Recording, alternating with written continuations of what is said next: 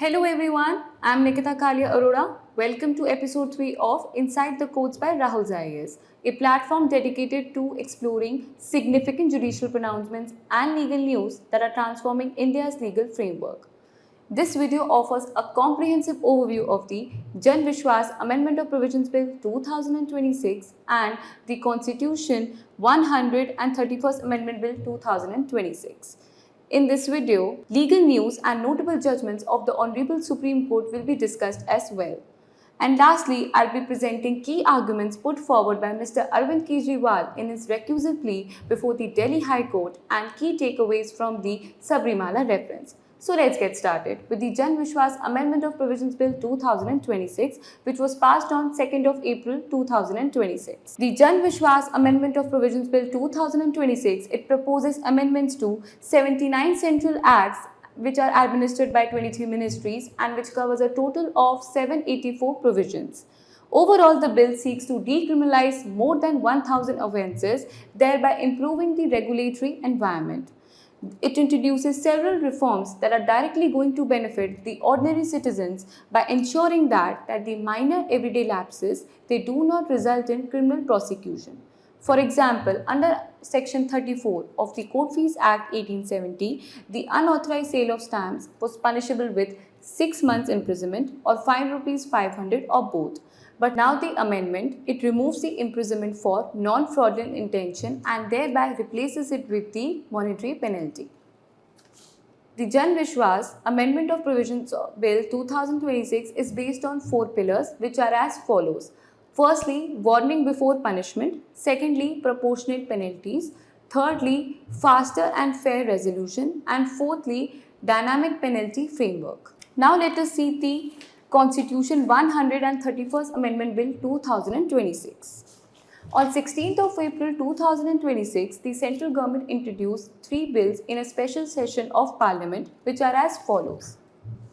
The Constitution 131st Amendment Bill 2026, the Delimitation Bill of 2026 and the Union Territories Laws Amendment Bill of 2026. This legislative reform aims to restructure India's electoral framework by firstly redrawing constituency boundaries and secondly enabling the implementation of women's reservation. Now let us see why delimitation matters the most. Under Article 82 of the Constitution of India, the constituencies are readjusted after every census so as to reflect the population changes. The delimitation process has been frozen since 1976 due to the concerns from the states having a slower population growth rate. The freeze was extended in 2001 until the year 2026. Now let us see the major changes which have been proposed. Firstly, the expansion of strength of Lok Sabha. The strength of the Lok Sabha will be increased from 543 seats to 850 seats. That is to say that the 815 seats will be taken from the states and the 35 seats will be taken from the union territories. Secondly, the allocation of seats will no longer be based on the 1971 census.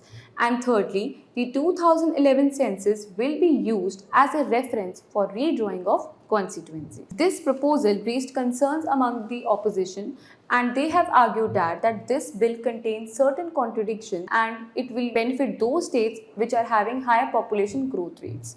So, on 17th of April 2026, this bill was rejected in the Lok Sabha itself. The central government has notified 16th of April 2026 as the date on which the provisions of Constitution 106th Amendment Act 2023 to come into force. The Constitution 106th Amendment Act 2023 is popularly known as the Nari Shakti Bandhan Adhiniyam 2023, which provides 1/3 reservation for women in Lok Sabha and in state legislative assemblies. It inserted articles such as Article 330A, 332A and 334A. Now let us see some legal news. The history gets created as Dr. Menika Guruswamy took oath as member of Rajya Sabha, becoming India's first queer member of Parliament. Secondly, Justice Yashwant Verma of the Allahabad High Court submitted his resignation to Honorable President of India while an inquiry against him in Parliament was underway. He was under scrutiny after the burnt currency notes were found in his official residence in Delhi. Now let us see few judgments of the Hon'ble Supreme Court. The Hon'ble Supreme Court in the case of Renuka versus State of Maharashtra has observed that once the ingredients of Section 138 of the Negotiable Instruments Act are fulfilled, then the statutory presumption under Section 139 gets triggered, that is, the check was issued for a legally enforceable debt. The dismissing of the case at the pre-trial stage without allowing the complainant to present evidence would ignore this statutory presumption. Now let us see the case of Gautam Satnami versus State of Chhattisgarh. In the case of Gautam Satnami versus State of Chhattisgarh, the Hon'ble Supreme Court has set aside a murder conviction on the ground that there was no definitive link between the recovered items pursuant to discovery statements and the deceased injuries. The court noted that the witnesses were turned hostile and the prosecution was not able to prove guilt of the accused beyond reasonable doubt. Now let us see the case of XXX versus YYY. The Hon'ble Supreme Court in the case of XXX versus YYY, while exercising its extraordinary jurisdiction under Article 142 of the Constitution of India, dissolved a marriage between the parties and terminated nearly 80 plus pending proceedings between them, including those against the counsels and the relatives, and thus put an end to a decade-long dispute which had assumed the status of matrimonial battle of Mahabharat. The Hon'ble Supreme Court in the case of Chanappa through legal representatives versus Parvateva through legal representatives had reinforced a fundamental proceeding discipline under the Code of Civil Procedure 1908 that the litigants must exhaust all reliefs arising from single cause of action in one comprehensive proceeding. Invoking the principles of Order 2 Rule 2 Sub Rule 3 and with the principle of constructive res judicata, the court made it clear that the strategic omission of relief, despite having knowledge of the same, cannot be cured through subsequent litigation. Now let us see the case of Milind versus State of Maharashtra, in which the Hon'ble Supreme Court has held that the benefit of Section 4 of the Probation Offenders Act 1958 is available to an offender who has been sentenced only to payment of fine. The word release cannot mean release only from custody. Now let us see the case of Pramod Shroff versus Mohan Singh Chopra, in which the Hon'ble Supreme Court has held that even in ex parte proceedings, the court should identify the legal points and give a reasoned answer for the same. Let us see the case of Central Bureau of Investigation versus Kuldeep and others.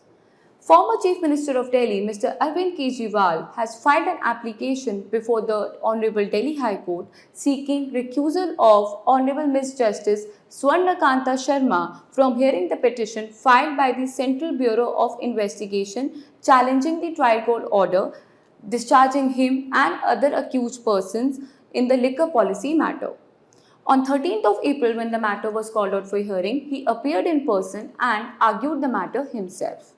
He argued that there exists grave and reasonable apprehension in his mind that the petition will not get a fair hearing. Secondly, one of the reasons of apprehension which was stated by him was that the attending of the event Adhivakta Parishad linked to RSS by Honorable Ms Justice Swarnakanta Sharma 4 times. He also argued that in a matter pertaining to Satyendra Jain's case, the matter was heard extensively for 6 days, and at that time ED did not have any apprehension of bias. But on the last day, suddenly ED had an apprehension of bias and sought the transfer of judge. The court granted judgment in favor of Enforcement Directorate. It was stated by Mr Kejriwal that both the cases had similarities. Lastly, it was submitted by Mr Kejriwal that the question is not of integrity of judge, the question is on the apprehension in the mind of the party. On 20th of April 2026, the Honorable Delhi High Court rejected the recusal application filed by Mr Kejriwal and other accused persons in the liquor policy matter. Honorable Ms. Justice Swarnakanta Sharma, while pronouncing the judgment, said that the litigant cannot be allowed to judge a judge without any material, and the judges cannot recuse themselves to satisfy a litigant's unfounded apprehension of bias. She added that a political leader cannot be allowed to damage an institution without any basis, as a personal attack on the judge is an attack on the institution itself. Now let us see the Sabrimala Reference. 8 years after the landmark judgment delivered in the year 2018 in the case of Indian Young Lawyers Association versus State of Kerala, in which the Hon'ble Supreme Court permitted the entry of women of all age groups into the Sabrimala temple, the constitutional questions relating to religious freedom have once again come under judicial scrutiny. A 9-judge bench led by Honorable Chief Justice of India, Suryakant, is revisiting these issues through a reference which goes beyond the Sabrimala reference and includes the right of Muslim women to enter mosque, the rights of Parsi women to enter fire temple after the interfaith marriage, and the challenge to female genital mutilation among the Dawoodi Bohra community.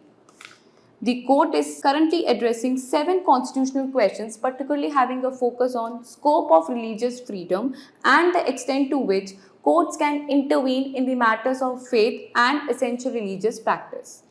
Thus, the court is trying to answer when a religious practice is challenged, who decides if it is essential to that religion, and can the constitutional values like equality override such religious practices. Now, let us see few arguments of learned Solicitor General of India, Mr. Tushar Mehta, who represented the central government. It was argued that, firstly, a straitjacket definition of what constitutes religious denomination or which religious practices are essential would compress the plural nature of Hinduism, which is expressed through diverse groups, spiritual lineages, practices, etc.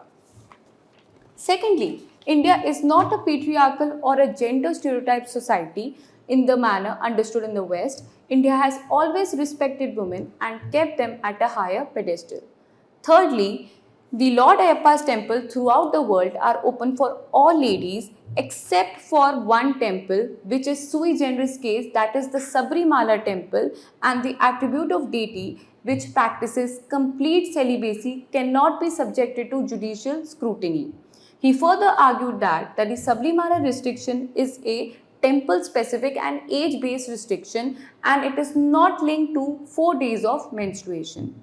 Fourthly, a secular court cannot decide what is superstition in a religion, as the judges are scholars in law and not in religion, as they lack the theological expertise to distinguish between the faith and the superstition. The concepts of constitutional morality were questioned by learned Solicitor General of India, and he argued that the framers of the constitution have always intended the term morality as used in Article 25 to be societal morality or public morality, but not constitutional morality. Constitutional morality not to be treated as independent ground of judicial review.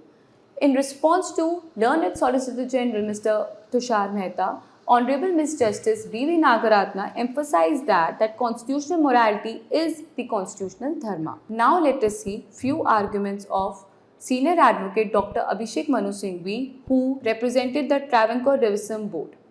It was argued that, firstly, Sabrimala issue cannot be decided without understanding the nature of the deity and temple.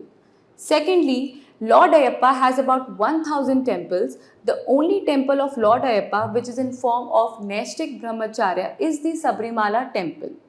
The age-related restriction is not gender per se, but it is a specific age classification within the women.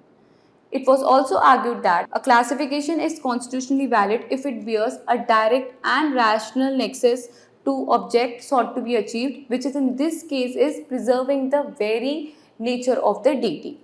Lastly, Senior Advocate Mr. Venkatesh, appearing from Atman Trust, argued that the practice of women voluntarily refraining from entering the temples or puja rooms during menstruation is rooted in discipline and not in the notion of discrimination. The arguments are still going on in the Hon'ble Supreme Court of India with respect to this case. Thank you so much for watching this video. Stay tuned for more updates.